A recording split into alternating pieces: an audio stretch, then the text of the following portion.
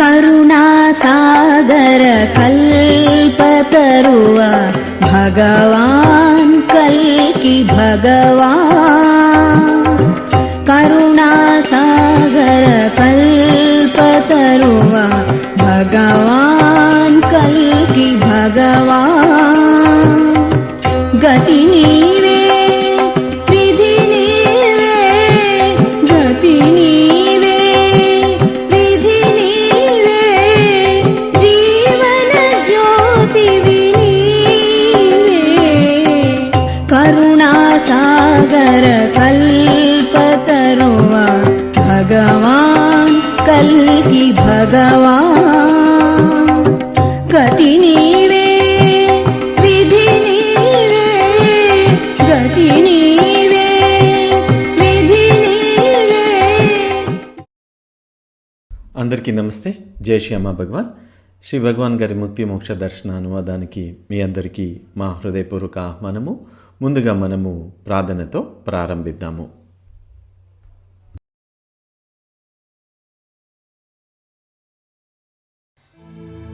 ఓం సచ్చిదానంద పరబ్రహ్మా పురుషోత్తమ పరమాత్మా శ్రీ భగవతి సమేత శ్రీ భగవతే నమః. శ్రీ భగవతి समेत श्री भगवते नमः. श्री भगवती समेत श्री भगवते नमः. श्री भगवते नमः. श्री भगवते नमः. ओ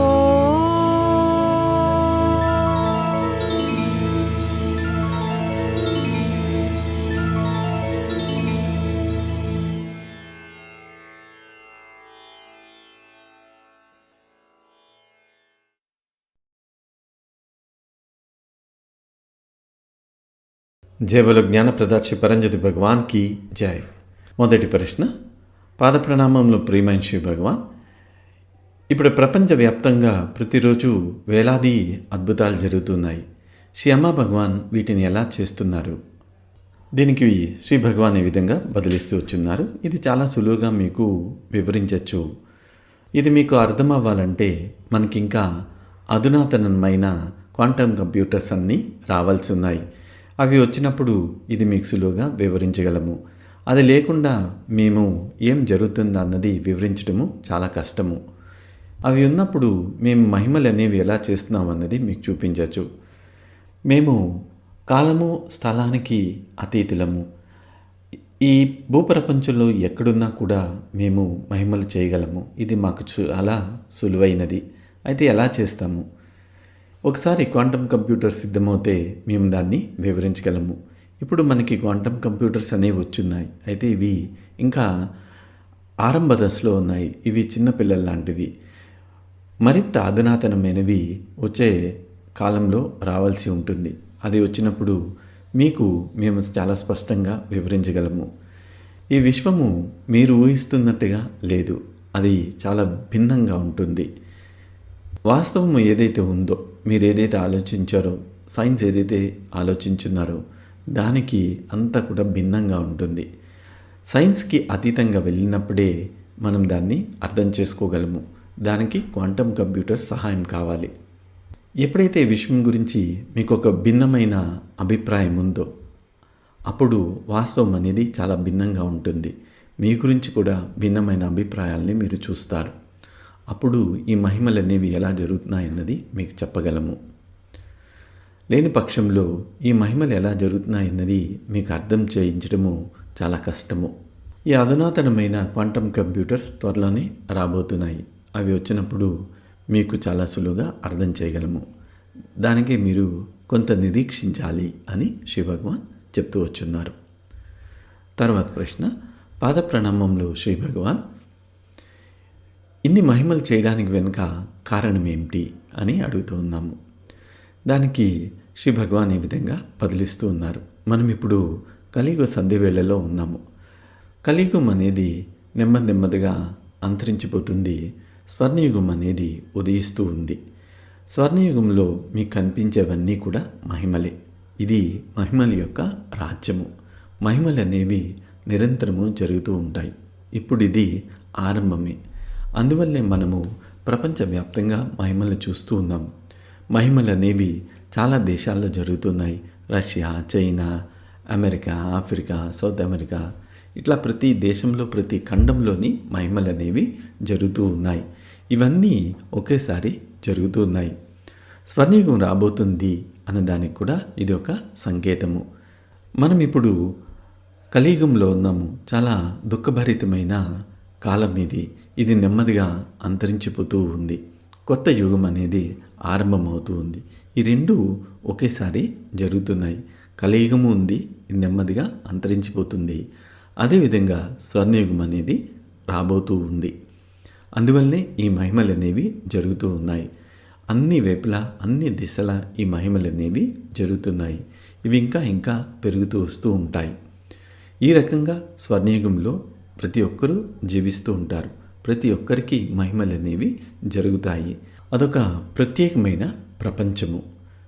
అదే సమయంలో ఈ క్వాంటమ్ కంప్యూటర్స్ కూడా ఉదయిస్తూ ఉన్నాయి. ఇవి వచ్చినప్పుడు ఎందుకు ఈ మహిమలు జరుగుతున్నాయి, ఎలా జరుగుతున్నాయి అన్నది కూడా మీకు తెలుసుకోవడము సాధ్యమవుతుంది అని శివ భగవాన్ గారు చెప్పున్నారు. జై బోలో జ్ఞానప్రద శ్రీ పరంజ్యోతి భగవాన్కి జై. తర్వాత ప్రశ్న. పాద ప్రణామం ప్రియమైన శ్రీ భగవాన్. కొంతమంది గురువులు మహిమల్ని విమర్శిస్తూ ఉన్నారు. ఎందువలన శ్రీ భగవాన్ అని అడుగున్నారు. దానికి శ్రీ భగవాన్ గారు ఈ విధంగా బదిలిస్తూ వచ్చున్నారు. కొంతమంది గురువులు మహిమల్ని విమర్శిస్తూ ఉన్నారు. వారు ఎందుకు ఆ విధంగా చేస్తున్నారో నాకు ఎంత మాత్రమూ తెలియదు. దానికి వారికి ఏదైనా ఒక కారణం ఉండొచ్చు, కానీ నాకు తెలియదు. మీరు దీనిని స్పష్టంగా అర్థం చేసుకోవచ్చు. నాకంటే ఎక్కువ మీకే ఇది అర్థమవుతుంది. మీరే దీన్ని కనుక్కోవాలి.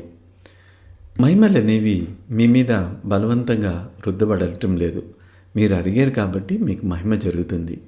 మీరు కోరుకుంటేనే ఈ మహిమ జరుగుతుంది. మీ మీద ఎవరు బలవంతం చేయట్లేదు మహిమని పొందండి అని. మీకు మహిమలు వద్దనుకుంటే అవి జరగవు. అంత సరళమైనది. ఎవరికి కూడా మహిమ తీసుకోమని బలవంతం చేయటం లేదు. మరి కొంతమంది గురువులకి ఎందుకు ఇది అంటే పడటం లేదో తెలియదు. భక్తులకి మహిమ కావాలంటే జరుగుతుంది, వద్దనుకుంటే అది జరగదు. అది వారి యొక్క ఇష్టము. కొన్ని సందర్భాల్లో మహిమ కావాలని కోరుకుంటారు, మహిమ జరుగుతుంది. ఉదాహరణకి ఒక సందర్భంలో మీరు అనారోగ్యంతో ఉన్నారు, చనిపోయే సిచ్యువేషన్లో ఉన్నారు. అప్పుడు మిమ్మల్ని కాపాడమని కోరుకుంటున్నారు. మీకు సహాయం లభించింది, అంతే. సహాయం వద్దు అనుకుంటే చెప్పండి, నేను చనిపోవడానికి సిద్ధంగా ఉన్నాను, అది మీ ఇష్టము. నేను మిమ్మల్ని బలవంత చేయటం లేదు జీవించమని. అదేవిధంగా మీ దగ్గర ధనం లేదనుకోండి, జీవించడానికి ధనం కావాలి. మీకు సహాయం కావాలంటే సహాయం చేస్తాము. సహాయం లభించినప్పుడు అది మహిమ అని సంబోధిస్తూ ఉంటారు. మీకు వద్దనుకుంటే అది మీ ఇష్టము. అది మీ మీద ఆధారపడి ఉంది.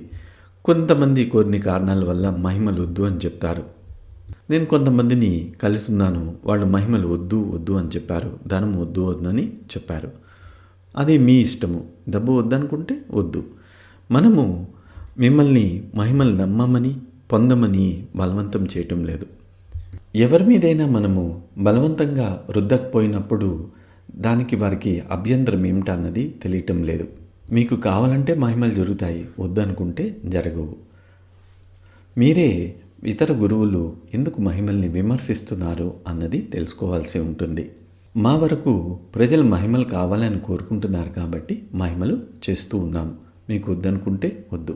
కొంతమంది వద్దని అంటారు, వాళ్ళకి మహిమలు అనేవి జరగవు. అయితే వద్దనుకునే వాళ్ళు శాతము చాలా తక్కువ ఉంటుంది అని శ్రీ భగవాన్ చెప్తూ వచ్చున్నారు. తర్వాత ప్రశ్న. పాద ప్రణామంలో శ్రీ భగవాన్. క్రితంసారి ముక్తి మోక్ష దర్శనంలో శ్రీ భగవాన్ గారు హయ్యర్ కలెక్టివ్ కాన్షియస్నెస్ గురించి చెప్పున్నారు. ఇది సామూహిక చైతన్యము ఇతర లోకాల నుంచి వచ్చిందా, లేదా సామూహిక చైతన్యము ప్రజలు భూమి మీద నివసించే వాళ్ళదా? దయచేసి వివరించండి అని అడుగుతూ ఉన్నారు. దానికి శ్రీ భగవాన్ ఏ విధంగా బదిలిస్తూ వచ్చున్నారు. నేను మీతో మాట్లాడుతున్నప్పుడు అది సామూహిక మానవ చైతన్యం గురించే మాట్లాడుతూ ఉన్నాము. సామూహిక చైతన్యం అనేది ఎన్నో సందర్భాల్లో దాన్ని మనము సంబోధిస్తూ ఉంటాం. అది కేవలము భూలోకమే కాదు, ఎన్నో లోకాల్లో కూడా అది ఉంది. ఈ సామూహిక చైతన్యం అనేది ఒక్కొక్క లోకానికి వేరువేరుగా ఉంటుంది, ఒక్కొక్క ప్రజాతికి వేరువేరుగా ఉంటుంది. సామూహిక చైతన్యము నత్తలకి, పుల్లకి, పక్షులకి, జంతువులకి వేరువేరుగా ఉంటుంది. ఈ ప్రజాతులకన్నిటికీ వేరుగా ఉంటుంది.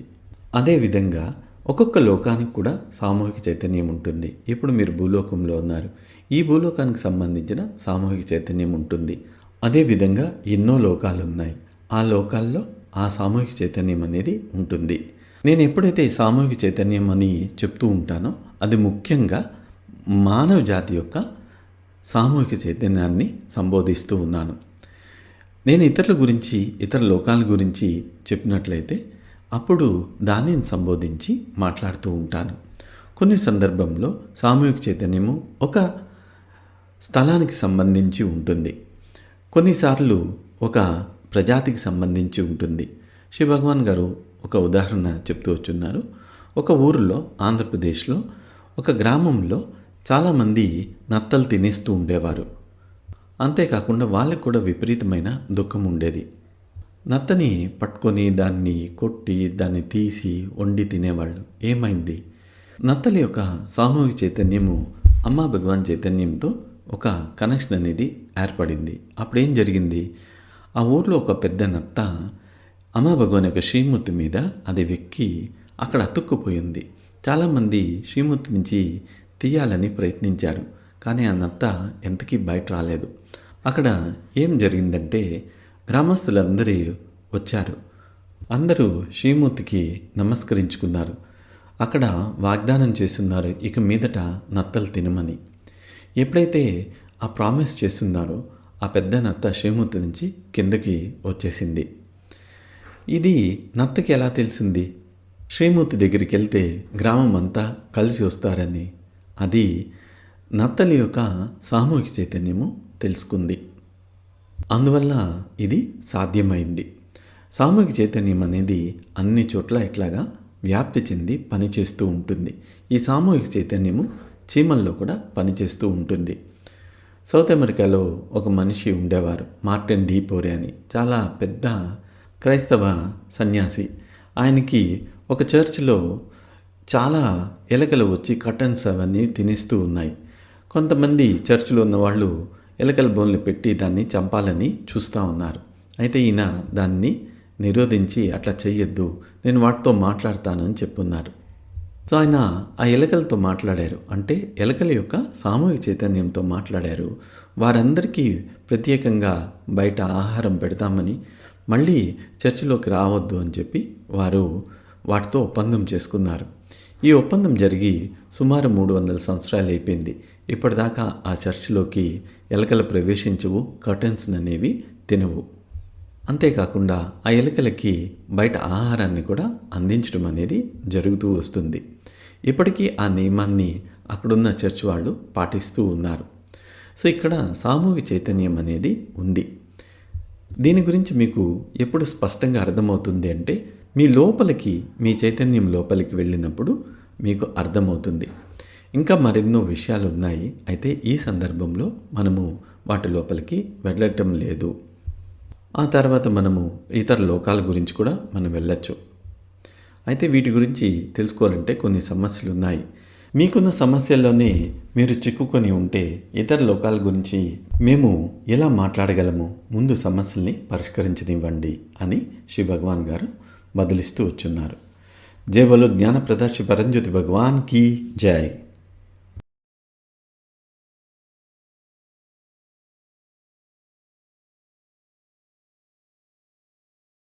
తర్వాత ప్రశ్న. పాదప్రణామములు ప్రియమైన శ్రీ భగవాన్. ఈ బ్లాక్ మ్యాజిక్ ప్రభావం నుంచి ఎట్లా బయటికి రావాలి? ఈ దయ్యాలు ఆత్మలకి మోక్షాన్ని ఎలా ప్రసాదించాలి? దయచేసి వివరించండి అని అడుగుతూ ఉన్నారు. దానికి శ్రీ భగవాన్ ఈ విధంగా బదిలిస్తూ వచ్చున్నారు. ఇది చాలా సులువైంది. మీరు అమ్మ భగవాన్కి ప్రార్థన చేయండి, మీ గురించి మేము చేస్తాము, దాని గురించి పెద్దగా మీరు చింతించాల్సిన అవసరం లేదు అని చెప్తున్నారు. తర్వాత ప్రశ్న, పాద ప్రణామములు ప్రియమైన శ్రీ భగవాన్. ఎవరైనా భక్తుడు ఏకత్వ స్థితి, ముక్తి స్థితి అనుభూతి చెందిన తర్వాత ఏ సాధన చేయకపోతే ఈ ఏకత్వ స్థితి, ముక్తి స్థితి అనేవి వెళ్ళిపోతాయా? ఏకత్వము అంటే సమస్త మానవ జాతితోని ఏకత్వ స్థితిని అనుభూతి చెందడమా, లేదా సమస్త ప్రాణకోటితోని ఏకత్వ స్థితిని అనుభూతి చెందడమా? దయచేసి వివరించండి అని అడుగుతున్నారు. శ్రీ భగవాన్ గారు ఈ విధంగా బదిలిస్తూ వచ్చున్నారు. ఏకత్వం అనేది ఒకరికి అంతరంగంలో జరుగుతుంది. ఏకత్వాన్ని అంతరంగంలో అనుభూతి చెందుతారు. ఆ తర్వాతే బహిర్ముఖంగా ఏకత్వ స్థితిని అనుభూతి చెందుతారు. ఈ స్థితి వచ్చిన ఆరంభ దశలో ఏకత్వాన్ని మనుషులతో అనుభూతి చెందుతారు. ఆ తర్వాత జంతువులతోని, మొక్కలతోని, తర్వాత ఈ భూమితోని అనుభూతి చెందుతారు. ఈ రకంగా ఆ ఏకత్వ స్థితి అనేది విశాలమవుతూ ఉంటుంది. మొదట మీరు ముక్తులు అవ్వాలి, ఆ తర్వాతే ఏకత్వం అనేది వస్తుంది. ముక్తికి ముందు ఏకత్వం అనేది రాదు. జీవన్ముక్తి అనేది ఆరంభ స్థితి. అక్కడి నుంచే ఏకత్వ స్థితి, మిగిలిన స్థితులను కూడా అనుభూతి చెందుతూ ఉంటారు. కారణం లేని ప్రేమని, ఆనందాన్ని అనుభూతి చెందుతుంటారు. ఇవన్నీ తర్వాత వస్తూ ఉంటాయి. మొదట మీరు జీవన్ముక్తులు అవ్వాలి. జీవన్ముక్తులు అవ్వకపోయినప్పటికీ కారణరహిత ప్రేమని అనుభూతి చెందొచ్చు, ఆనందాన్ని అనుభూతి చెందొచ్చు. అవి ఉండొచ్చు, ఉండకపోవచ్చు. కానీ మొదట జీవన్ముక్తి స్థితి అనేది వస్తుంది. ఆ తర్వాత మిగిలిన స్థితులన్నీ కూడా జరుగుతూ ఉంటాయి. దీని తర్వాత మీరు ఒక లైట్ బీయింగ్ అవుతారు, ఒక స్పేస్ బీయింగ్ అవుతారు. స్పేస్ బీయింగ్ అంటే ఒకే సమయంలో చాలా చోట్ల మీరు ప్రత్యక్షమవుతూ ఉంటారు, ఉండటం అనేది జరుగుతూ ఉంటుంది. లైట్ బీయింగ్ అంటే మీరు ఒక స్థలం నుంచి ఇంకొక స్థలంకి ప్రయాణం చేయవలసి ఉంటుంది. ఇక్కడ నుంచి అక్కడికి, అక్కడి నుంచి ఇంకొక చోటుకి వెళ్తూ ఉండాలి. స్పేస్ బీయింగ్లో ఒకే సమయంలో రెండు చోట్ల మీరు ఉంటారు. ఒకే సమయంలో మీరు చెన్నైలో ఉంటారు, ముంబైలో ఉంటారు, ఢిల్లీలో ఉంటారు, న్యూయార్క్లో ఉంటారు. అన్ని స్థలాలలో ఒకేసారి ఉంటారు. అది స్పేస్ బీయింగ్. ఇవన్నీ సహజంగా జరుగుతూ ఉంటాయి. దీనికి మీరు సాధన చేయాల్సిన అవసరం లేదు, లేదా వచ్చిన తర్వాత దీన్ని స్థిరంగా ఉంచుకోవడానికి సాధన చేయాల్సిన అవసరం లేదు. ఆరంభంలో ఇవి వచ్చి వెళ్తూ ఉంటాయి. నిదానంగా మీ లోపల ఈ స్థితులు సుదీర్ఘంగా ఉండటాన్ని మీరు గమనిస్తూ ఉంటారు. ఆ తర్వాత ఇవి శాశ్వతం అయిపోతూ ఉంటాయి. మొదట మీరు జీవన్ముక్తులు అవ్వాలి, అంతే. ఒకసారి జీవన్ముక్తులైన తర్వాత మిగిలినవన్నీ వాటిని అనుసరిస్తూ ఉంటాయి. కొంతమంది జీవన్ముక్తితో ఆగిపోతూ ఉంటారు, అది వేరే విషయము. జీవన్ముక్తి స్థితిలో మీరెంతో ఆనందంగా జీవించడం జరుగుతూ ఉంటుంది. కొంతమందికి వీటి మీద పెద్దగా ఇంట్రెస్ట్ ఉండకపోవచ్చు. జీవన్ముక్తి పొందిన తర్వాత oneness being, light being, space being అనేవి జరుగుతూ ఉంటాయి. ఇవి మీకు అవంతట అవే జరుగుతూ ఉంటాయి. ఈ ప్రయాణం అనేది నిరంతరం జరుగుతూ ఉంటుంది, అంతం లేని ఒక ప్రయాణం. కానీ ఇప్పుడు వాటి గురించి ఎందుకు మాట్లాడాలి? మొదట మీ యొక్క ప్రాపంచిక సమస్యల గురించి మాట్లాడదాం. మీకు పెళ్ళి కావాలి, పని కావాలి, ప్రమోషన్ కావాలి, ఇంకా ధనం కావాలి, ఇంకా కార్లు కావాలి, ఇంకా ఎన్నెన్నో కావాలి. ఇవి కోరుకోవడంలో ఎంత మాత్రమూ తప్పులేదు. మీరు మీ ఇహాన్ని నెరవేర్చుకోవాలి. మీ ఇహానికి విరుద్ధంగా మేము వెళ్ళాలని అనుకోవటం లేదు. వాటిని నెరవేర్చాలి. మీరు వాటిని అనుభూతి చెందాలి. మీ జీవితంలో ఒక సమయం వస్తుంది, అప్పుడు మీరు సహజంగా పరంలోకి వెళ్ళిపోతారు. ఇది సహజంగా జరుగుతుంది. అప్పుడు మీకు పరం అనేది లభించడము ప్రారంభమవుతుంది. ఈ పరంలో ప్రవేశించిన తర్వాత ఇది నిరంతరక ప్రయాణము, అంతం లేని ఒక ప్రయాణము. మేమేదైతే లోకాల గురించి మాట్లాడుతున్నామో ఇవి వాస్తవంగా ఉన్న లోకాలు. మీరు స్వయంగా వెళ్ళి చూసి అనుభూతి చెందుతారు. అవన్నీ మీకు జరుగుతూ ఉంటాయి.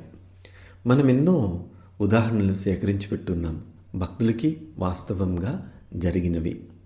ఎప్పుడైతే మాకు పూర్తి సాక్ష్యాధారాలు ఉంటాయో అప్పుడే వాటికి మీకు చెప్పడం జరుగుతుంది. మాకు కనుక సాక్ష్యాలు స్పష్టంగా లేకపోతే ప్రజలు దాన్ని అంగీకరించలేరు. అప్పుడు మేము వాటిని చెప్పము.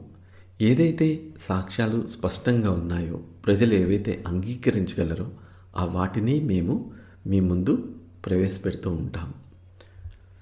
ఈ లోకాల్లో ప్రవేశించినప్పుడు మీరు వేరొక స్థాయిలోంచి వీటిని అనుభూతి చెందుతూ ఉంటారు. మాకు తెలిసిన ఒక వ్యక్తి నరకానికి వెళ్ళారు. నరకంలోకి వెళ్ళినప్పుడు ఆమెకి కొంత ఆహారాన్ని భుజించడానికి ఇచ్చారు. ఆమె ఆహారాన్ని భుజించింది. అంతా బాగానే ఉంది. సాధారణంగా నరకంలో ప్రజలకి అక్కడ హింసిస్తూ ఉంటారు. కానీ ఈమెకి ఆహారాన్ని ఇచ్చున్నారు. నెమ్మదిగా ఆమె ప్రాసెస్ నుంచి బయటకు వచ్చింది. అప్పుడు ఆమెకి వాంతులు అయ్యాయి. ఆమె ఏదైతే ఇక్కడ తినలేదో, ఆ నరకంలో తిందో అదే ఆమె వాంతులు చేసుకుంది. ఇది ఒక స్పష్టమైన సాక్ష్యం అని చెప్పచ్చు. ఈమె నరకం నుంచి ఏదో ఆహారాన్ని భుజించి ఇక్కడికి భూలోకానికి తీసుకొచ్చింది. సో ఇట్లాగా మేము కొన్ని ఉదాహరణలు ఇస్తూ ఉండొచ్చు. ఇవన్నీ కూడా వాస్తవంగా జరిగాయి. కొంతమంది జీవన్ముక్తిని దాటుకొని వెళ్తారు. అది కూడా వాస్తవమే. ఇప్పుడు జీవన్ముక్తి దాటి వెళ్ళిన వాళ్ళ యొక్క అనుభవాల్ని చెప్తే మీకు ఏమీ అర్థం అవ్వదు. ఉదాహరణకి మీరు భోజన ప్రియులు అనుకోండి. మీకు రకరకాల భోజన పదార్థాలు మీ ముందు ప్రత్యక్షమవుతూ ఉంటాయి. కొంతమందికి జీవన్ముక్తులు అయినప్పటికీ కూడా ఆహారం పట్ల ఆ మోహం అనేది ఉండిపోతూ ఉంటుంది. అయితే అది వారికి కావాల్సినప్పుడే అది ప్రత్యక్షమవుతుంది, లేనప్పుడు లేదు. ఇక్కడ మీరు గమనించాల్సింది ఏంటంటే ఆలోచనకి వాస్తవానికి చాలా కొంచెమే దూరం ఉంటుంది. ఉదాహరణకి మీరు దోశ తినాలి అనుకోండి. దోశ మీ ముందు ఉంటుంది అంతే, మీరు తింటారు. అది వేరొక ప్రపంచము లేదా వేరొక లోకము. మీకు కార్లు అంటే ఇష్టం అనుకోండి. అక్కడ ఎన్నో రకాల కార్లు ఉంటాయి. కొంతమంది పూరు గుడిసెల్లో ఉండడానికి ఇష్టము అనుకోండి. ఇతర లోకాలకు వెళ్ళినప్పుడు అక్కడ వాళ్ళు పూరు గుడిసెల్లోనే ఉంటారు. ఒక సాధారణమైన జీవితాన్ని జీవించాలని అనుకుంటూ ఉన్నారు. అప్పుడు అలాంటి వాళ్ళు అలాంటి ఒక గుడిసెల్లోనే జీవిస్తూ ఉంటారు. వారు దారిద్ర్యాన్ని ఆరాధిస్తూ ఉంటారు. దాంట్లోని కూడా ఎటువంటి లోపం లేదు. వారు దారిద్ర్యాన్ని ఆరాధిస్తూ ఉన్నారు. అదే వారికి లభిస్తూ ఉంది. కొంతమంది ఖరీదైన విలాసవంతమైన బంగ్లాల్లో ఉండాలని అనుకుంటారు. వారు అక్కడ అలాంటి బంగ్లాల్లో ఉంటూ ఉంటారు. ఇదంతా మీకు చాలా వింతగా అనిపించవచ్చు. ఇది ఇలా ఉంటుందా అని మీరు ఇక్కడ ఉండి ఆలోచించవచ్చు. కానీ అక్కడ అలా ఉంది. ఇలాగ ఎంతో మనము మాట్లాడచ్చు. మళ్ళీ ఎప్పుడైనా మాట్లాడతాము అని శ్రీ భగవాన్ గారు చెప్పున్నారు. జయ బలో జ్ఞానప్రద శ్రీ పరంజ్యోతి భగవాన్కి జై. తర్వాత ప్రశ్న, పాదప్రణామంలో శ్రీ భగవాన్ నామజపం యొక్క ప్రాముఖ్యత ఏమిటి? అమ్మా భగవాన్ నామజపం చేస్తే మనకి ముక్తి పొందేదానికి సహాయం చేస్తుందా అని అడుగుతూ ఉన్నారు. శ్రీ భగవాన్ గారు ఈ విధంగా బదిలిస్తూ ఉన్నారు. ఆధ్యాత్మికతలో ఎన్నెన్నో మార్గాలు ఉన్నాయి. మీరు మీకు నప్పే మార్గాన్ని మీరు ఎంచుకోవాలి. ప్రతి ఒక్క మార్గము కూడా మీకు ఫలితాన్ని అందిస్తుంది. అయితే ఒకే రకమైన ఫలితాన్ని అందించదు. మీరు ఎంచుకున్న మార్గం బట్టి మీరు చేరే గమ్యస్థానం ఉంటుంది. ఈ విశ్వము చాలా విశాలమైనది. ఈ విశ్వం అంతా కూడా ఒక బ్రహ్మ, ఒక మిథ్య. మీరు ఈ విశ్వంలో ఎలాంటి భ్రమను కావాలంటే అలాగ మీరు తయారు చేసుకోవచ్చు. ఏదైనా కూడా ఒక భ్రమగానే ఉంటుంది అంతే. మీరు ఏ మార్గానైనా అనుసరించండి, అది ఒక మాయలోకి మిమ్మల్ని తీసుకువెళ్తుంది. మీరు ఎంచుకున్న మార్గము ఆ మాయలోకే తీసుకువెళ్తుంది. ఎన్నో మార్గాలు ఉన్నాయి. మీరు ఏ మార్గం కావాలంటే ఆ మార్గం తీసుకోండి. నామజపము మీరు ఏదైతే సంకల్పం పెట్టుకున్నారో అది అందచేస్తుంది. ఏ మార్గాన్ని అనుసరించినా, ఎవరిని అనుసరించినా అక్కడ మీకు ఫలితం అనేది వస్తూ ఉంటుంది. ఈ యొక్క మార్గమే ఫలితాన్ని అందచేస్తుంది, అది వేరొక మార్గము అందచేయదు అన్నది లేదు.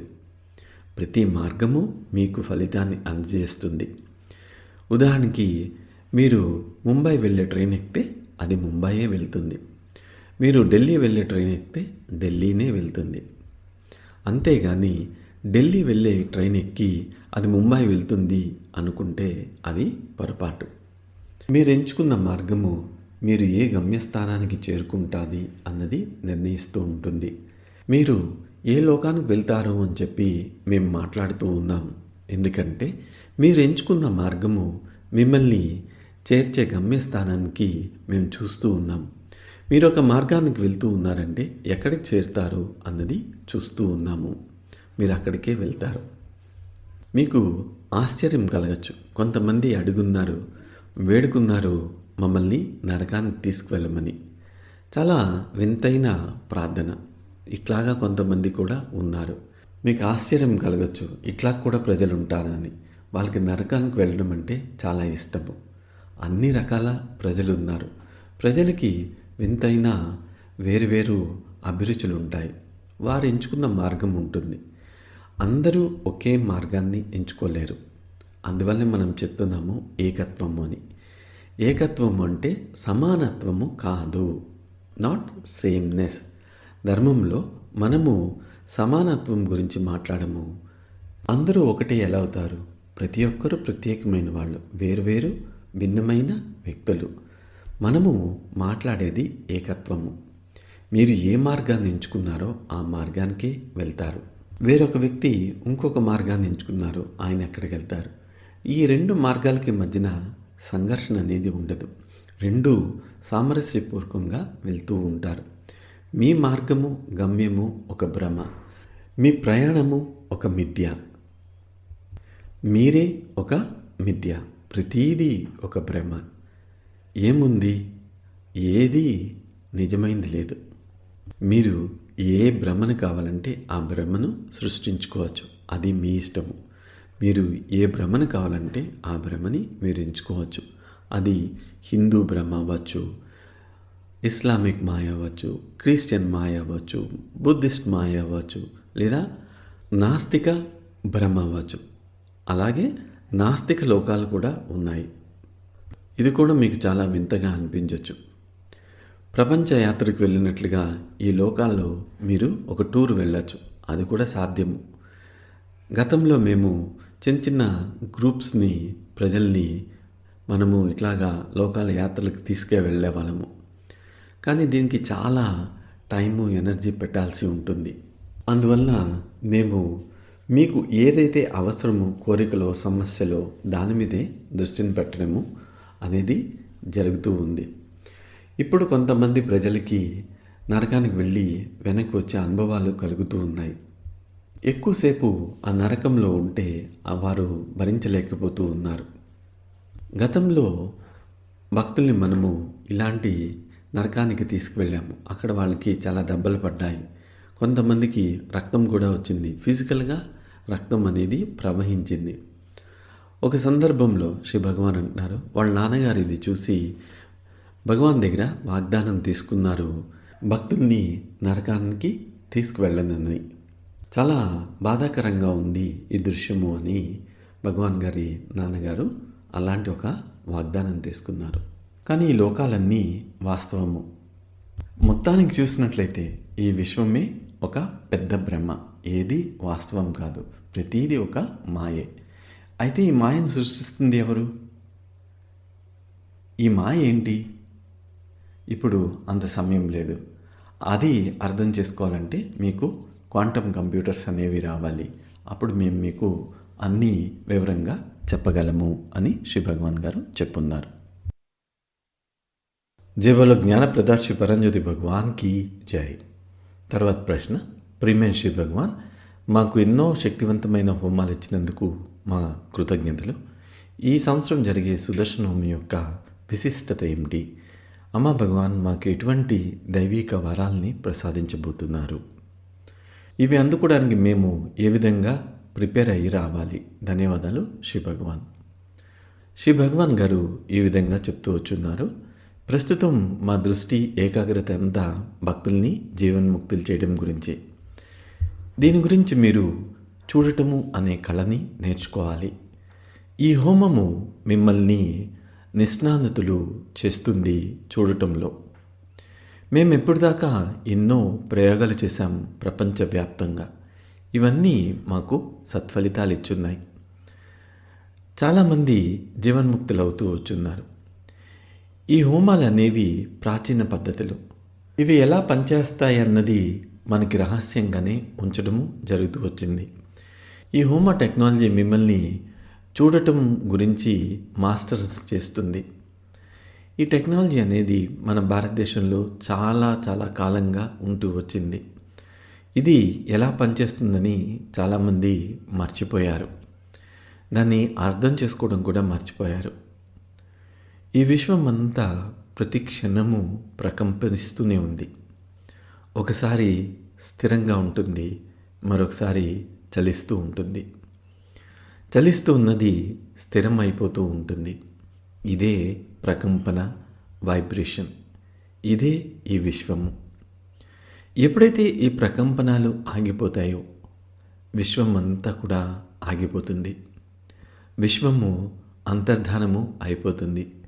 మనము కొన్ని ప్రత్యేకమైన ప్రకంపనాల్ని ఉపయోగించి కావలసిన ఫలితాలని రాబడుతూ ఉంటాం. మీరందరూ కూడా ఒక పర్టికులర్గా ఒక నిర్దిష్టమైన మార్గంలో కండిషన్ అయిపోయి ఉన్నారు. అందువల్ల ఇవి ఎలా పనిచేస్తాయన్నది మీకు తెలియటం లేదు. అంతేకాకుండా మీకు వాటి మీద విశ్వాసం కూడా లేదు. ఇలాంటి పరిస్థితుల్లో కూడా మీకు హోమాల ద్వారా ఫలితాన్ని అందచేస్తూ ఉన్నాం. వచ్చే రోజుల్లో ఈ హోమం ఎలా పనిచేస్తుందన్న టెక్నాలజీని కూడా మీకు నేర్పిస్తాం.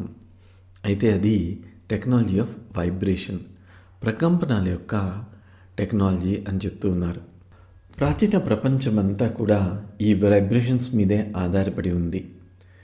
నార్త్ అమెరికన్లో ఇండియన్స్ అయినా, మన ఇండియన్స్ కాదు, రెడ్ ఇండియన్స్ అని చెప్తూ ఉంటాం, వాళ్ళు కూడా దీని గురించే మాట్లాడుతూ వచ్చున్నారు. వారు చెప్తూ ఉన్నారు, చనిపోయిన వాళ్ళని మళ్ళీ బతికించి తీసుకొస్తాము, మీతో కూర్చోబెట్టి మాట్లాడతామని. ఇవి మనం కూడా చేస్తున్నాం. ఇప్పటికీ ఇవి జరుగుతూనే ఉంది. కొన్ని సంవత్సరాల ముందు చెన్నైలో ఒక కుటుంబానికి చేసున్నాం. చనిపోయిన వ్యక్తిని వాళ్ళ ముందు సోఫాలో కూర్చోబెట్టి మాట్లాడిపించున్నాం. 10 రోజులు అట్లాగా ఆ వ్యక్తి మాట్లాడుతూ వచ్చున్నారు. ఆ తర్వాత ఏం జరిగిందన్నది వాళ్ళు పూర్తిగా మర్చిపోయినారు. వాళ్ళన్నారు, మా తల్లిదండ్రుల్ని ఇంటికి తీసుకెళ్తాము అని. ఆ తల్లిదండ్రులు వేరే లోకంలో ఉన్నారు, మీరు వారిని ఇంటికి తీసుకువెళ్ళలేరు అని చెప్పున్నాం. ఇలాంటిది ఒకటి మనము విదేశీయులకు చేస్తున్నాము. ఆదివాసీ తెగకు చెందిన వాళ్ళకి వాళ్ళు కూడా చెప్పున్నారు, ఇలాంటి మేము కూడా చేస్తూ ఉన్నాము, భారతదేశానికి వచ్చి ఇవి ఎలా చేస్తున్నారో చూద్దామని వచ్చున్నాము అని చెప్పున్నారు. ఇవి చాలా పురాతనమైన పద్ధతులు. ప్రపంచంలో నలుమూలల ఇలాంటివి ఒకే విధమైన పద్ధతులు మనకి కనిపిస్తుంటాయి. కానీ ఇప్పుడు చాలామంది మర్చిపోయారు. ఈ హోమాల ద్వారా నెమ్మదిగా మనం వాటిని పునర్జీవితము కలిగిస్తూ ఉన్నాము. మీరు ఈ హోమాల ద్వారా చూడటంలో మాస్టర్స్ అవ్వాలి. ఇప్పటికీ కొద్దిమంది చూస్తూ ఉన్నారు. అది మరింత డీపెన్ అవుతుంది. చూడటం అనేది మీకు డీపెన్ అయినప్పుడు జీవన్ముక్తి అనేది చాలా సులువుగా వచ్చేస్తుంది. దాంతో పాటుగా కొన్ని సమస్యలు ఏవైతే పరిష్కరించబడలేదో అవి కూడా పరిష్కరించబడతాయి. చూడటం అనేది మీకు మాస్టరీ అయిపోతాయి. చాలా సమస్యలు పరిష్కారం అయిపోతాయి. దాని గురించే మనము ఈ హోమాలో ఈ టెక్నాలజీని వాడుతూ ఉన్నాం. హోమాస్ అనేవి ఒక సాంకేతికత. మర్చిపోయారు ఇప్పుడు ప్రజలందరూ కూడా. ఇక్కడ మనము వారికి ఈ టెక్నాలజీ ద్వారా సీయింగ్ అనే దాన్ని ప్రసాదిస్తూ ఉన్నాము. మీకు అన్ని చోట్ల హోమాలు కనిపిస్తూ ఉండొచ్చు, కానీ అవి ఎలా పనిచేస్తాయన్నది వాళ్ళకి తెలీదు. తర్వాత ప్రశ్న, పాదప్రణామంలో ప్రియమైన శ్రీ భగవాన్ ఇలా అంటారు, ముక్తికి మించి కేవలం మీరు మాత్రమే ఉనికిలో ఉంటారు. మరొక టీచింగ్ బలంగా ఏం చెప్తుందంటే, మనిషి యొక్క గొప్ప ఊహల్లో ఒకటి తాను ఉనికిలో ఉన్నాను, నేను ఉన్నానని నమ్మటమే. శ్రీ భగవాన్ దయచేసి ఈ వైరుధ్యాన్ని వివరించగలరా? ధన్యవాదాలు శ్రీ భగవాన్. శ్రీ భగవాన్ ఈ విధంగా బదిలిస్తూ వచ్చున్నారు. ఎప్పుడైతే నేను మీరు ఒక్కరే ఉంటారు అని చెప్తానో అది ఒక విషయము. అంటే మీరు తప్పిస్తే వేరొకరు లేరు, మీరు మట్టికే ఉన్నారు. మీరు ఈ విషయం ఒకటే కాదు, అన్ని విశ్వాలను కలిపి మీరు మట్టికే. ఇది ఒకవైపు ఉంచుకోండి. మరొక టీచింగ్ చెప్తుంది, మీరు కేవలము బ్రహ్మ అని. సో ముందు మాట్లాడింది ఒకటి, ఇప్పుడు మాట్లాడింది ఒకటి. ఇక్కడ మీరు గమనించాల్సింది ఏంటంటే, రెండు మీరు అనే దాని గురించి మనము మాట్లాడుతున్నాము. ఇక్కడ మీరు అంటే నేను ఒక తమిళియన్ అని, ఒక మేల్ అని, ఒక డాక్టర్ అని, ఇంజనీర్ అని, ఇట్లా నేను అని చెప్తూ ఉంటారు కదా. ఇది బ్రహ్మ అని చెప్తూ ఉన్నాము. మీరు ఏదైతే చేస్తూ ఉంటారో అది మీ గురించి చేస్తూ ఉన్నారు. మీరు ఒక సాధన చేశారు, నాకు ఈ అనుభవం వచ్చింది అని చెప్తున్నారు. నేను అని ఉంది అని మీరు మాట్లాడుతూ ఉన్నారు.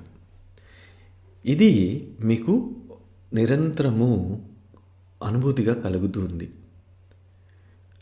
ఒకసారి మీరు జీవన్ముక్తి లేనట్లయితే, జీవన్ముక్తిని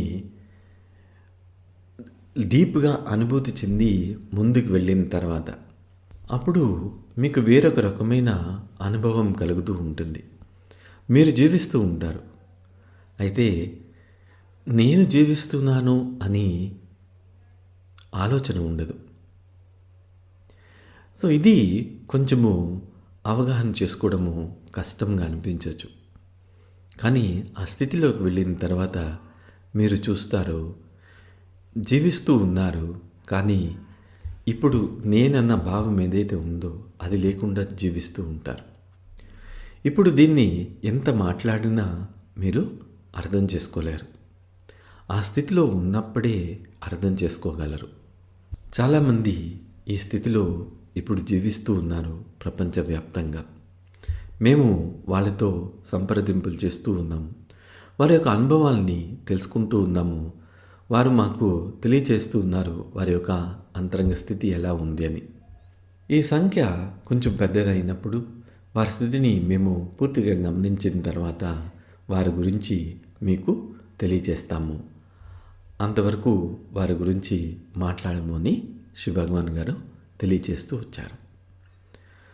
జై బోలో జ్ఞాన ప్రదాత శ్రీ పరంజ్యోతి అమ్మ భగవాన్ की जय.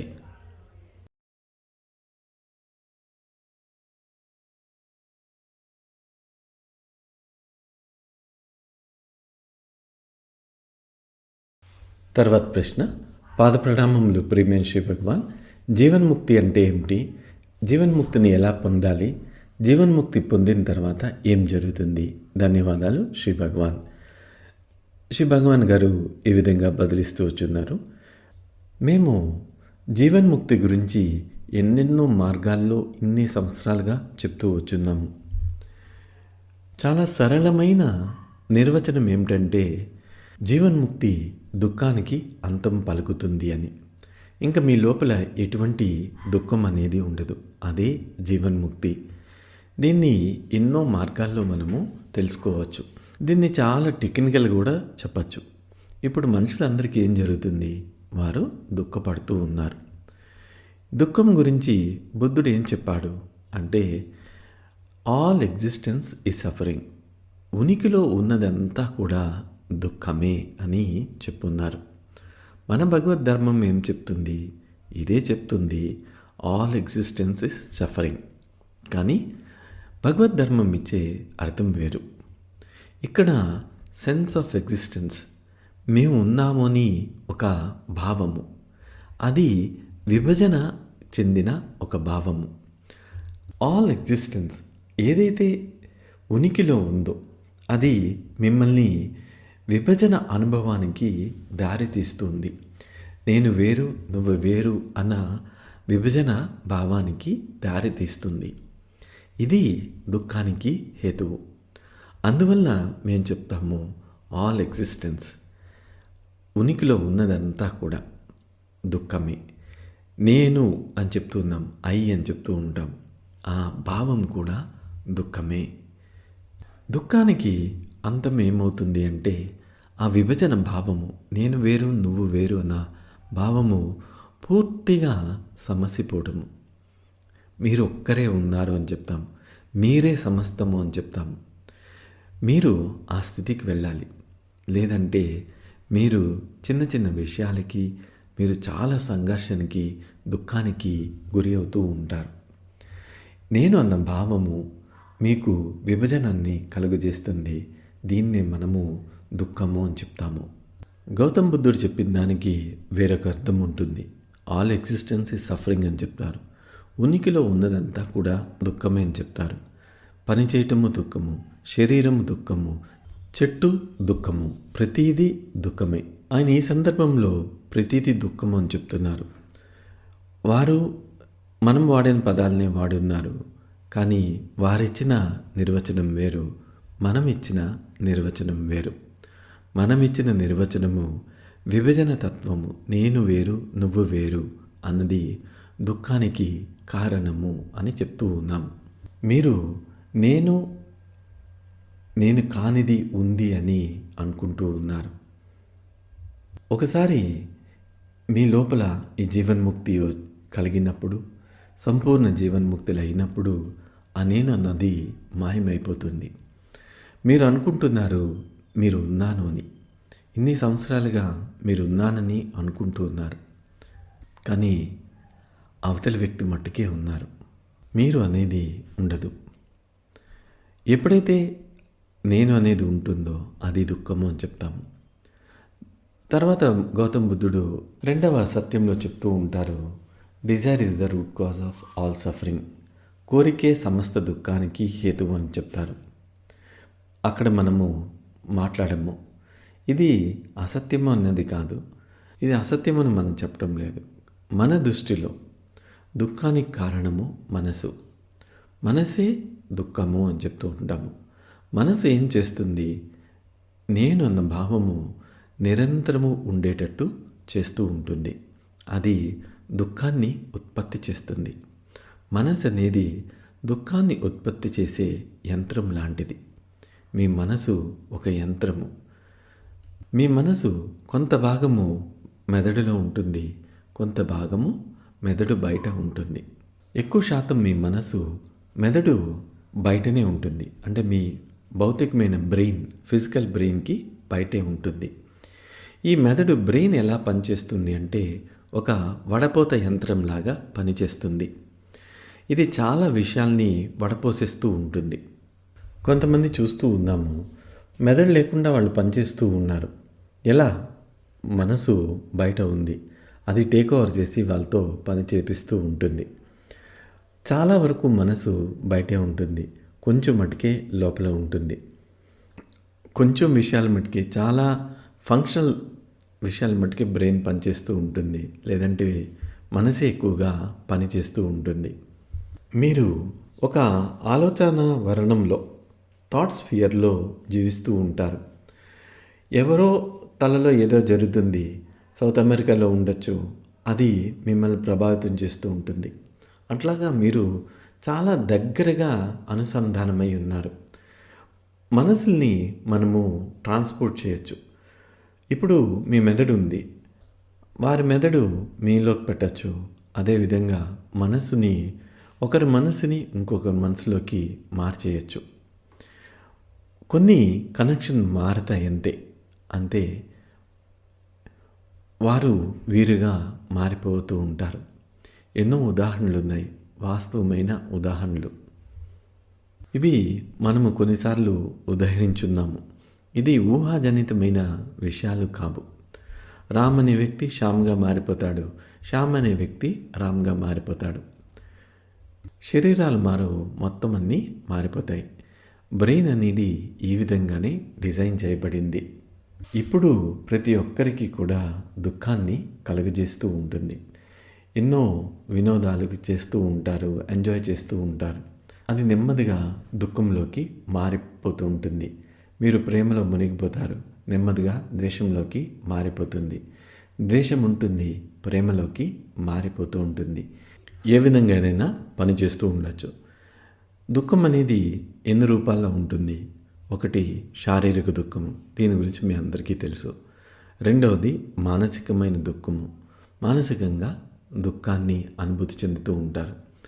మీకు కొంత ఆస్తి ఉంది, పోయింది. మీరు ఎవరినైనా ప్రేమించారు, వారు వీళ్ళతో వెళ్ళిపోయారు. ఇది దుఃఖం కలుగుతుంది. ఇది మానసిక దుఃఖము. మీకు క్లాస్లో ఫస్ట్ ర్యాంక్ రాలేదు, సెకండ్ మార్క్ వచ్చింది, మీకు దుఃఖం కలుగుతుంది. ఇది మానసికమైంది. మూడవది ఆధ్యాత్మిక దుఃఖము. ఇది చాలా కష్టము వివరించడానికి. మీకు లోపల ఎన్నో ప్రశ్నలు కలుగుతూ ఉంటాయి. నేను ఎందుకు జీవిస్తూ ఉన్నాను? జీవించడానికి ఉద్దేశం ఏమిటి? జీవితానికి అర్థం ఏమిటి? దేవుడు ఉన్నాడా లేడా? ఈ విశ్వం అంతా దేని గురించి? ఇలాంటి ఫండమెంటల్ క్వశ్చన్స్ మీ లోపల కలుగుతూ ఉంటాయి. ఇవి ఆధ్యాత్మిక దుఃఖము అని చెప్తూ ఉంటాం. గౌతమ్ బుద్ధునికి ఏం జరిగింది? ఆయన ఒక యువరాజు, అందమైన భార్య, పిల్లవాడు, అన్నీ ఉన్నాయి. ఆయన అడవికి వెళ్ళిపోయాడు. అన్నీ విడిచిపెట్టి అడవికి వెళ్ళాల్సిన అవసరం లేదు. కానీ అతని లోపల ఆధ్యాత్మిక దుఃఖం అనేది ఉదయించింది. అది నిరంతరము అతన్ని దుఃఖానికి గురి చేస్తూ ఉంది. అంతిమ సత్యము అనేది ఏదైనా ఉందా? ఉంటే అదేమిటి? దాని గురించి వెతుకుతూ ఉన్నాడు. ఏం జరిగింది? చిట్ట చివరికి అతని ముక్తి ఏంటంటే అంతిమ సత్యం అనేది లేదు అని. ఇదే బౌద్ధ మతం యొక్క కోర్ టీచింగ్, ముఖ్యమైన ఒక టీచింగ్. ఆ తర్వాత ఆయన పూర్తిగా జీవన్ముక్తుడైపోయినాడు, నిర్వాణము పొందున్నాడు. అదే ఆయన ముక్తి. అతని లోపల ఇంకా ఆరాటం లేదు, పోరాటం లేదు, అంతే. శ్రీ భగవాన్ అంటున్నారు, నేను ముక్తి గురించి మాట్లాడుతూ ఉన్నాను. మీకు ముక్తి పట్ల తపన పెరిగేటట్టు చేస్తున్నాము. మీరు ఎంతో ప్రయత్నిస్తున్నారు ఈ ముక్తిని ఎలా అయినా పొందాలి అని. మిమ్మల్ని దయనీయమైన స్థితిలోకి నెట్టేస్తున్నాము. మిమ్మల్ని ముక్తి పొందేదానికి చేయడం గురించి మీరు చాలా ప్రయత్నాలు చేస్తూ ఉన్నారు. పుస్తకాలు చదువుతున్నారు, గురువుల దగ్గరికి వెళ్తూ ఉన్నారు, మళ్ళీ వెనక్కి వస్తూ ఉన్నారు. ధ్యానం ఎలా చేయాలని అడుగుతున్నారు. ఎవరో వ్యక్తి శ్వాస గురించి మాట్లాడారు, దాన్ని ఎలా తీసుకోవాలని ఇక్కడ వచ్చి అడుగుతున్నారు. ఇవేవి కూడా మీకు ముక్తిని ఇవ్వవు. ముక్తి అనేది మీరు ఆలోచించే మార్గంలో లేదు. మనం ఎప్పుడు ఉదహరిస్తూ ఉంటాం, ఒక గదిలో మిస్ యూనివర్స్ ఉంది, ఆ తాళాన్ని తెరిచినట్లయితే మిస్ యూనివర్స్ని మీరు పొందొచ్చు అని. కానీ అక్కడ మిస్ యూనివర్స్ లేదు. అది సమస్య. మీరు అనుకుంటున్నారు అక్కడ ఉంది అని. మీరు నిశ్శబ్దంగా ఉండలేకపోతున్నారు. మీరు నిశ్శబ్దం అవ్వాలి.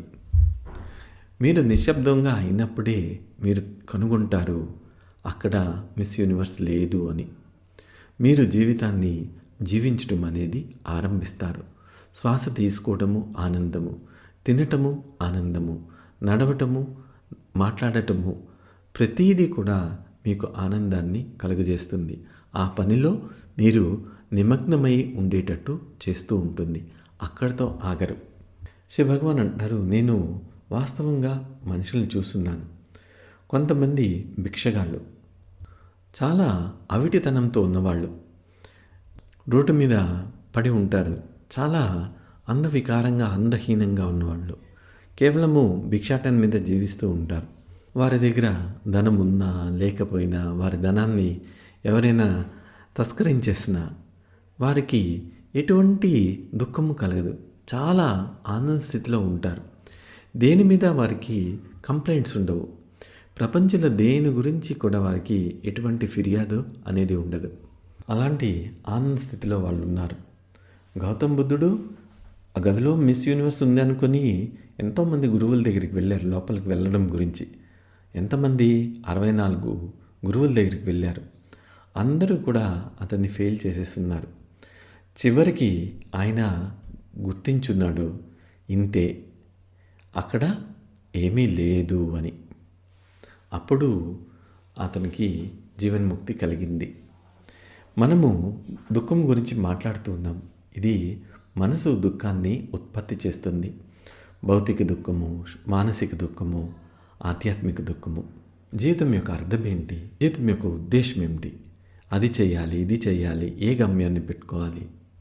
బుద్ధుడిని ఒకసారి ఆధ్యాత్మిక దుఃఖం గురించి అడిగారు వివరించమని. ఆయన చెప్పున్నారు, బుల్ సైలోకి 100 బాణాల్ని నేను వదలగలను, ఒక వెంట్రుకని 100 ముక్కలు చేయగలను, కానీ ఈ ఆధ్యాత్మిక దుఃఖం గురించి వివరించలేము. అది లోపల విపరీతమైన బాధ ఉంటుంది, దాన్ని వివరించమని అడగండి అని బుద్ధుడు చెప్పిన సమాధానం. అయితే ఈ 3 రకాల దుఃఖం అనేది మనసు ఉత్పత్తి చేస్తుంది. అయితే వింత ఏమిటంటే ఈ 3 కలిపితే ఒక స్థిరంగా ఉంటుంది, కాన్స్టెంట్గా ఉంటుంది. ఈ మూడింటిని కలిపితే 100 అనుకోండి, ఆ 100 పాయింట్లు అనేవి స్థిరంగా ఉంటాయి. కొంతమందికి శారీరక దుఃఖం ఉంటుంది, మరికొంతమందికి మానసిక దుఃఖం ఉంటుంది, మరికొంతమందికి ఆధ్యాత్మిక దుఃఖం ఉంటుంది. ఈ 3 కలిపితే ఒక కాన్స్టెంట్, స్థిరంగా ఉంటుంది. అన్నిటికన్నా కష్టమైంది ఏమిటంటే ఆధ్యాత్మిక దుఃఖాన్ని మెయింటైన్ చేయడము. లియో టాల్స్టాయ్కి ఏం జరిగింది? ఆయనకి ఆధ్యాత్మిక దుఃఖము ఎక్కువైపోయింది. ఆయన తుపాకీ తీసుకొని తనను తాను చంపుకోవాలనుకున్నారు. తుపాకీలోంచి బుల్లెట్ బయట రాలేదు. అప్పుడు ఆయన జీవితానికి అదొక టర్నింగ్ పాయింట్. అది ఆయనకి జీవన్ముక్తికి కారణమైంది. ఏదైనా మీ జీవన్ముక్తికి దారి తీయచ్చు. ఈ రకంగా లియో టాల్స్టాయ్ జీవన్ముక్తులయ్యున్నారు. గౌతమ్ బుద్ధుడు అడవిలోకి పరిగెట్టుకున్నారు. ఎంతోమంది ధనవంతులు, జీవితంలో అన్నీ ఉన్నవాళ్ళు కూడా ఈ ఆధ్యాత్మిక దుఃఖం వచ్చినప్పుడు దాన్ని తట్టుకోలేక ఆత్మహత్య చేసుకోవాలనే ఆలోచనలు, ఇంకా జీవితంలో అర్థం లేదని ఆలోచనలు వాళ్ళకి కలుగుతూ జీవితం చాలా దుర్భరంగా అనిపిస్తూ ఉంటుంది. బహుశా అందువల్లనేమో యుక్త వయసు వచ్చేసరికి, అంటే 21 లేదా 23 ఆ వయసులోని ఇది చాలా ఎక్కువ అయిపోతూ ఉంటుంది. తల్లిదండ్రులు గమనిస్తూ ఉంటారు. అప్పుడు పిల్లలకి పెళ్ళిళ్ళు చేస్తూ ఉంటారు. ఆధ్యాత్మిక దుఃఖము మానసిక దుఃఖంగా మార్చేస్తూ ఉంటారు. ఒక దుఃఖము ఇంకొక దుఃఖం కింద మార్చేయచ్చు. ఈ రకంగా ఆధ్యాత్మిక దుఃఖాన్ని మేనేజ్ చేసుకుంటూ ఉంటారు. ఈ రోజుల్లో గమనించినట్లయితే ఈ ఆధ్యాత్మిక దుఃఖాన్ని ప్రజలు వేరొక రకంగా మేనేజ్ చేసుకుంటూ ఉన్నారు. ఎందుకంటే ఇప్పుడు వివాహ వ్యవస్థే చాలా మారిపోయింది. ఇప్పుడు మీరే ఏం గుర్తించాలి అంటే మనసు అనేది దుఃఖాన్ని ఉత్పత్తి చేస్తుంది. మనసు మీది కాదు, నాది కాదు, ఆమెది కాదు, వారిది కాదు. మనసు అంతే. ఈ మనసు దుఃఖాన్ని ఉత్పత్తి చేయకుండా ఆపాలి. దీన్ని ఎలా ఆపుతాము? ఇప్పుడు దాంట్లోకి వెళ్తాము. ఒకసారి మనసు దుఃఖాన్ని ఉత్పత్తి చేయడం ఆపేస్తే మీరు దుఃఖం నుంచి పూర్తిగా విముక్తులైపోతారు. దీన్ని అర్థం చేసుకోవడానికి మనము సీయింగ్, చూడటము అనే దాని గురించి తెలుసుకుంటాము. హోమాస్ అప్పుడు మిగిలిన ప్రోగ్రామ్స్లో మరింత లోతుగా మనము వెళ్తూ ఉంటాము. ఇప్పుడు బుద్ధ చెప్పాడు, కోరికే దుఃఖానికి కారణము. అంతేకాకుండా దుఃఖం అనేది అంతం అవుతుంది అని చెప్పి 8 ఫోల్డ్ పాత్, 8 మార్గాల్ని సూచించున్నాడు. మనము కోరిక గురించి కాదు, 8 ఫోల్డ్ పాత్ గురించి కూడా మనము ఆలోచించటం లేదు. వారు దుఃఖాన్ని అంతం చేయాలనుకున్నారు, మనం కూడా దుఃఖాన్ని అంతం చేయాలని అనుకుంటున్నాము. మనం చెప్పే మార్గం ఏమిటంటే చూడటము అనే కళని నేర్చుకోవడము. ఎప్పుడైతే చూడటం నేర్చుకుంటారో మీ మనసు అనేది దుఃఖాన్ని ఉత్పత్తి చేయడం ఆపేస్తుంది. మనం చూడటం గురించి తెలుసుకోవాలి. ఎప్పుడైతే ఇది మీకు తెలుస్తుందో మీ మనసు దుఃఖాన్ని ఉత్పత్తి చేయదు. మనసు అనేది ఉంటుంది. ప్రపంచంలో పనిచేయడానికి మనసు అనేది కావాలి అంతే. కానీ ఆ మనసు ఎటువంటి దుఃఖాన్ని ఉత్పత్తి చేయదు. మీరు అనుకుంటున్నారు ఇది మనసు నాది అని, కానీ కానే కాదు. మనసు అనేది ఉంది. ఎలా శ్వాసను తీసుకుంటున్నారో, శ్వాసని విడిచిపెడుతూ ఉన్నారో, దాంట్లో మీ యొక్క ప్రమేయం ఏదైనా ఉందా? లేదు. మీరు ప్రయత్నపూర్వకంగా చేయాలి అనుకుంటే మీకు పిచ్చి పడుతుంది. అదేవిధంగా గుండె కొట్టుకుంటుంది, దాంట్లో మీ భాగం ఏదైనా ఉందా? లేదు.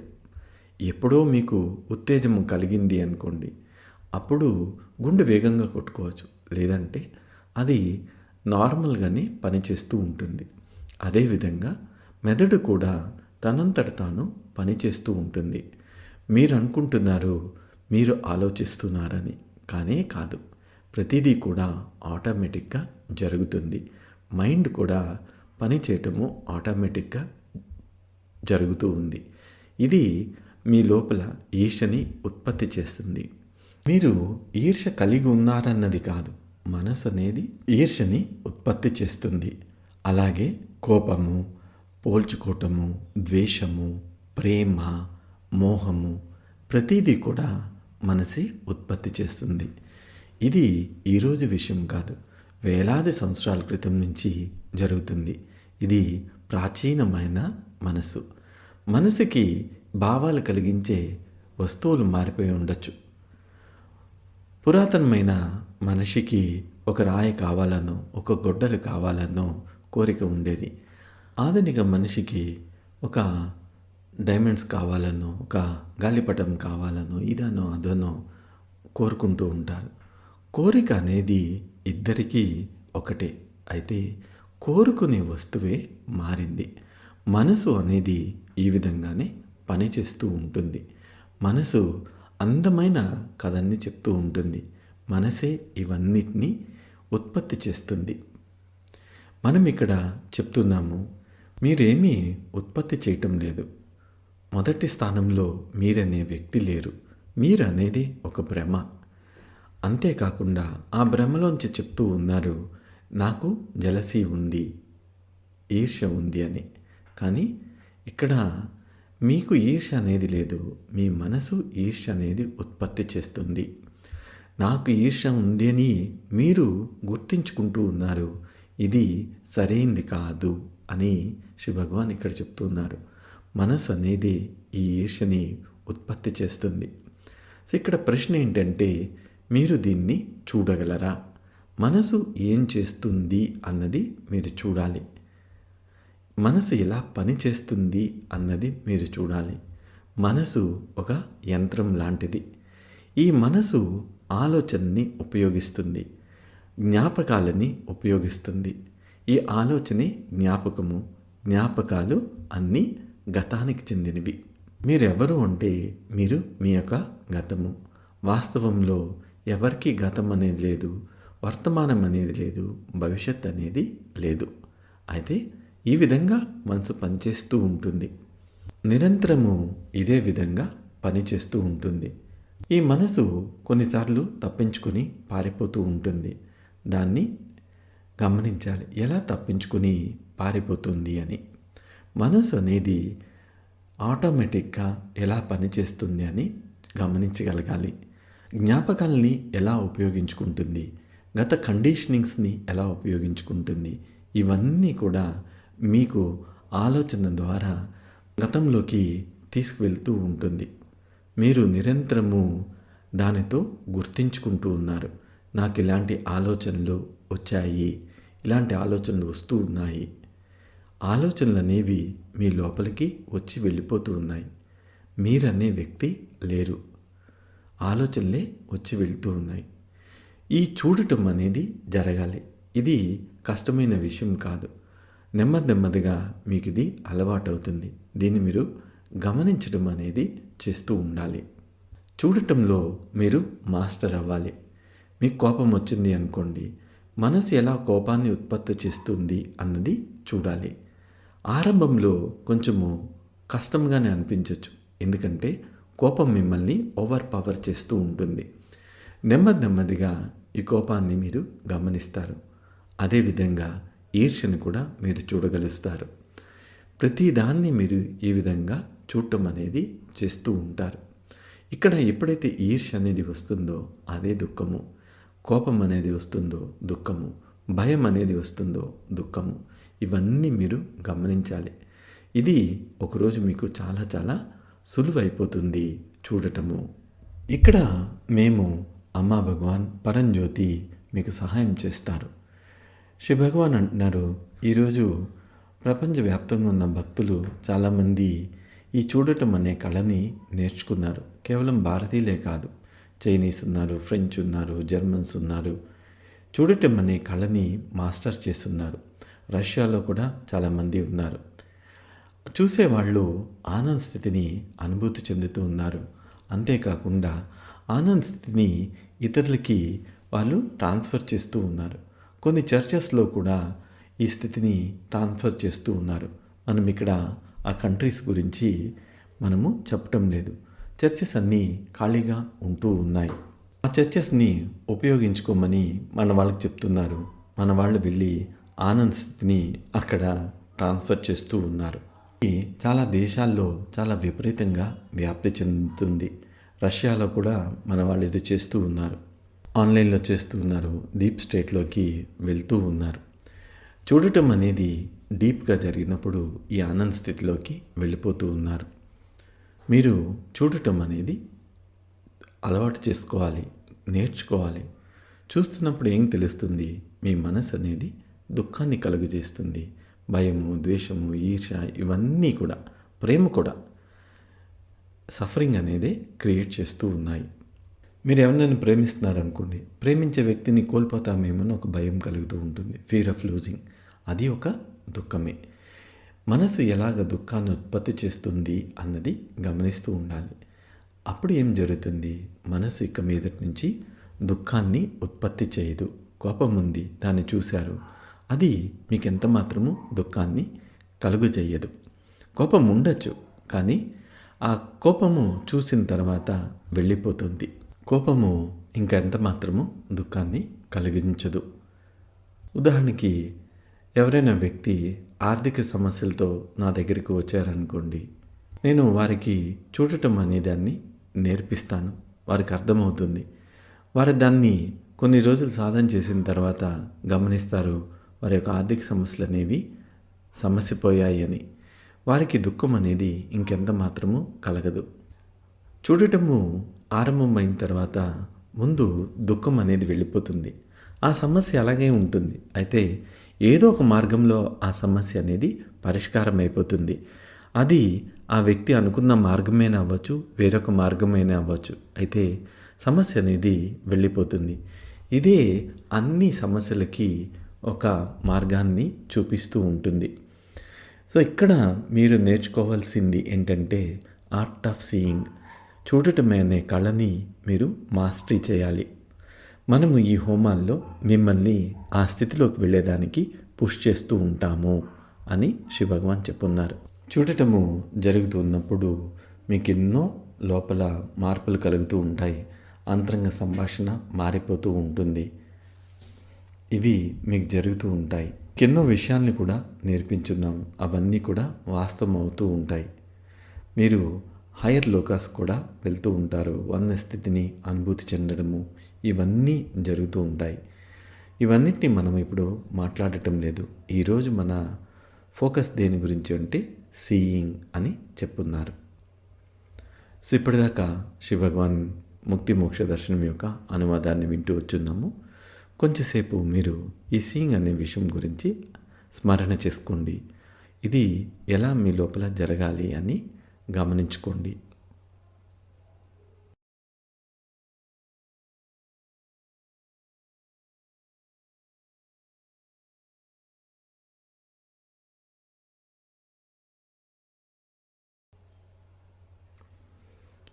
ఇంతటి అపారమైన జ్ఞానాన్ని ప్రసాదించినందుకు శ్రీ అమ్మా భగవాన్కి కృతజ్ఞత తెలుపుకుంటాము.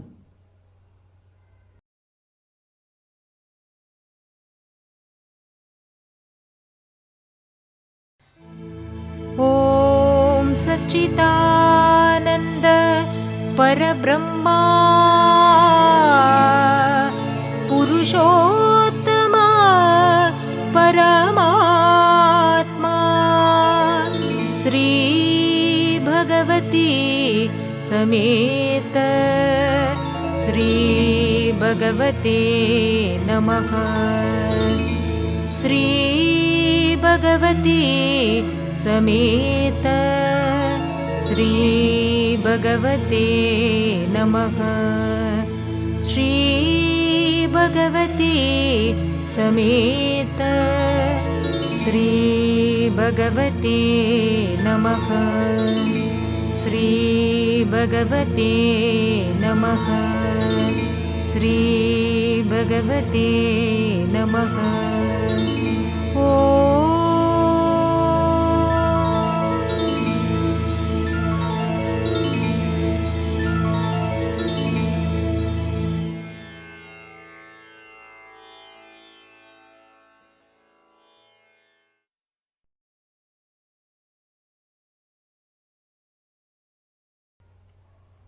ఈరోజు ఈ అనువాద తరగతికి వచ్చినందుకు మీ అందరికీ మా హృదయపూర్వక కృతజ్ఞతలు.